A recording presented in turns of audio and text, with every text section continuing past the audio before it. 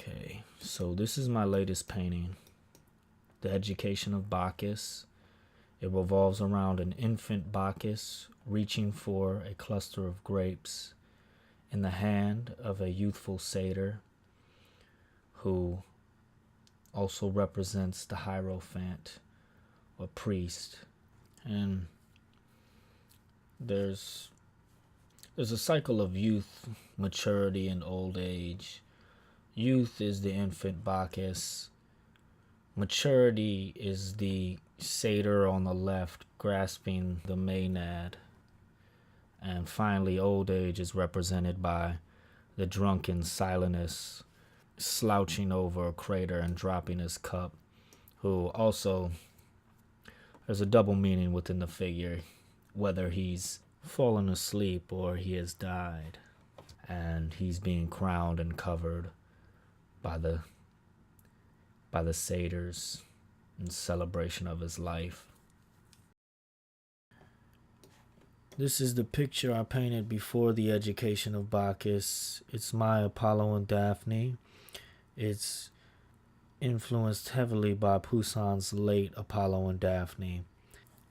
So I choose not to show the moment where Daphne is turned into the tree, but rather what would come before that would lead up to the incident of Apollo chasing Daphne. And Apollo mocks Cupid for using the bow and arrow, scolding him, reprimands him, and tells him that the bow and arrow is a weapon for men and children shouldn't play with it.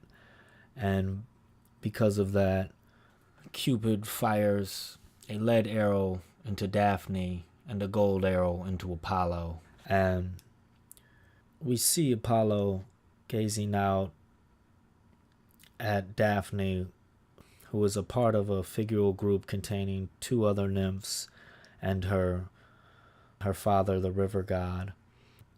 Daphne is in yellow. She points upward at the nymphs embracing one another and holding the silver amphorae. That figural group represents virginity, so she's appealing to her father that she may always remain a virgin.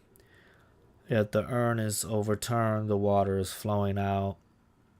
The river god looks down, and it's a very pessimistic scene, foreshadowing what will become.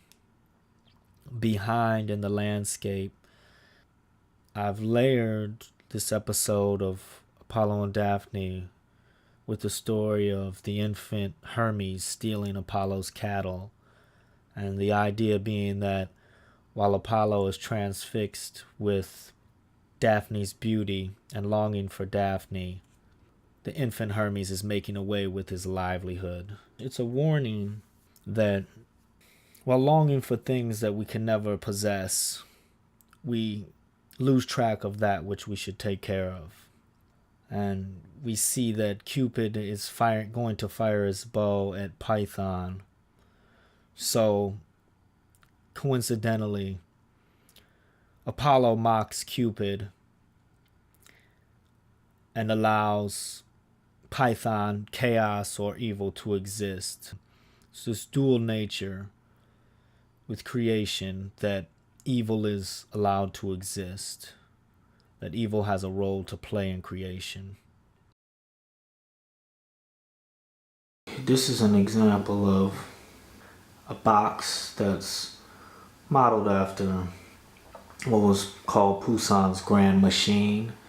It's essentially just a box, and those are wax figures I've modeled that just serve as really simplified figures so that I can arrange the figures, design the composition, and find out the relationship between the figures and the lighting, because depending upon where the figures are and what the lighting is doing, I want to be able to have a good grasp on how shadows are falling.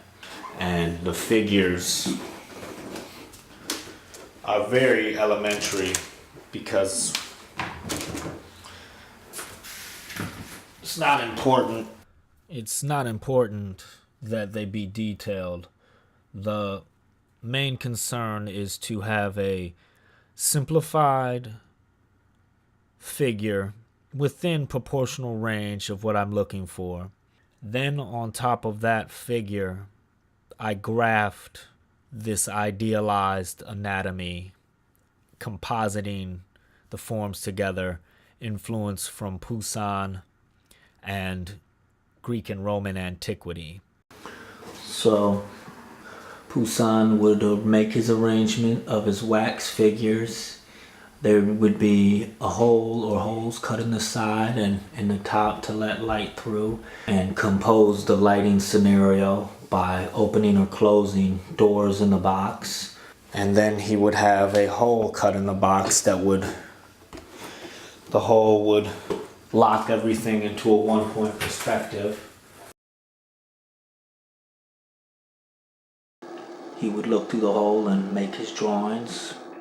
Behind the figures, he would place landscape drawings, landscape ink and wash drawings, and he would rearrange his figures until he found the composition he was looking for.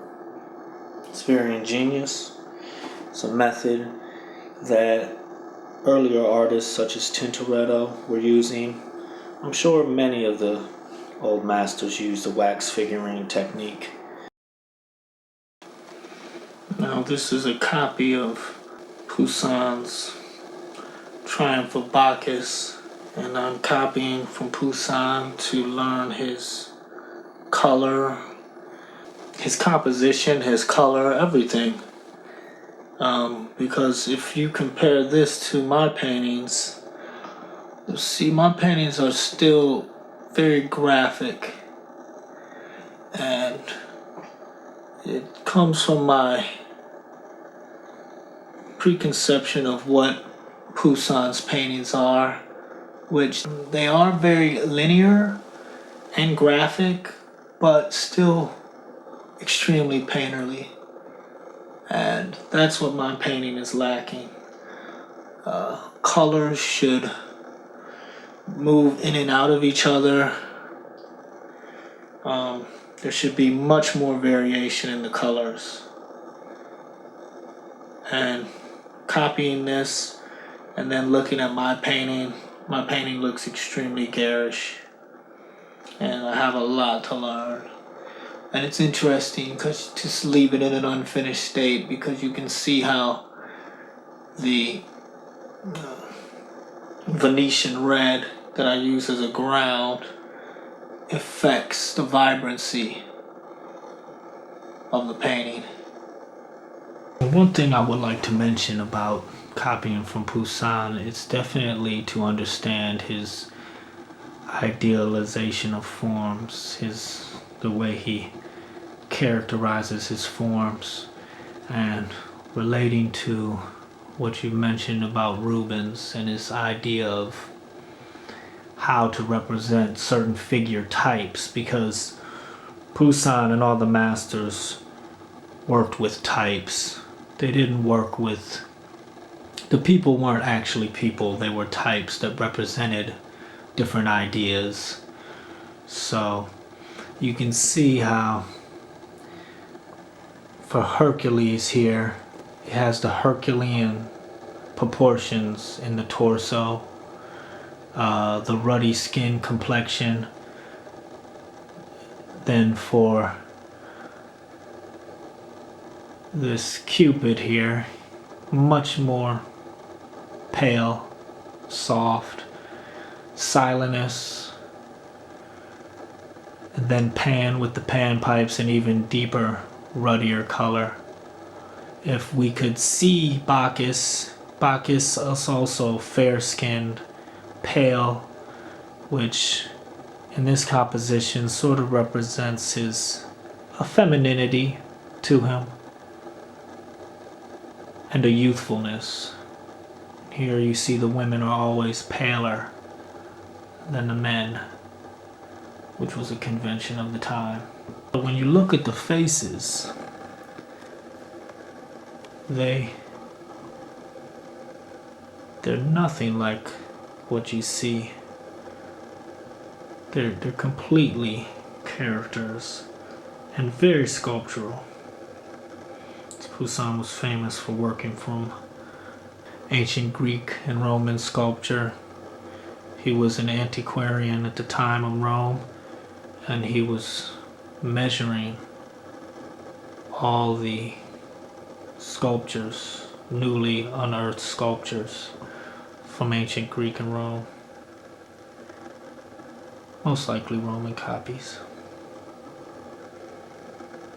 And here he has the tripod. He carries the golden tripod.